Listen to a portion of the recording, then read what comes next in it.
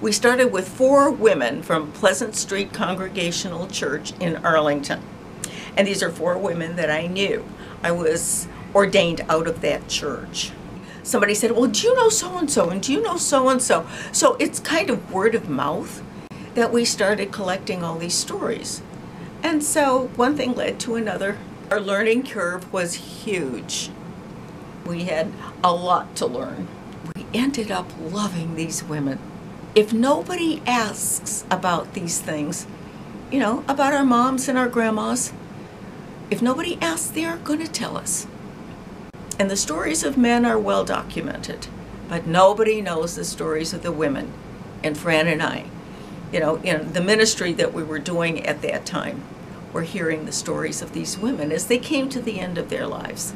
Some were kind of beyond ordinary, but some were just ordinary moms and helping one another. Some of them were just kids and remembering what it was like to be a kid during that time.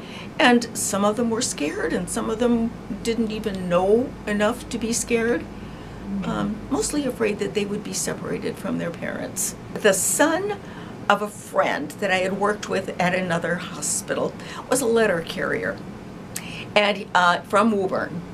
And he said, there is a woman on my route that was living in Scotland at the time, and her family had a fish and chips restaurant.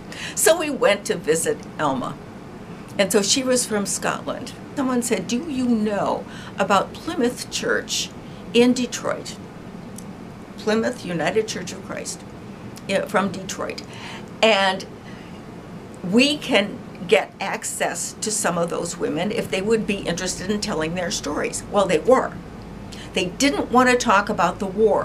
What they wanted to do was use the war as a background for civil rights and the beginnings of civil rights, but what it was like for black people at that time to try to find a place where they could work, where they would be accepted. All of those women in their 80s and 90s, they have PhDs, they're doctors of nursing, they have done all of these things. They're all extraordinarily accomplished and were just given an opportunity and took it. They're all so different. I love Rosemary's story, The Child in Germany. We asked her to read her own story, which she did.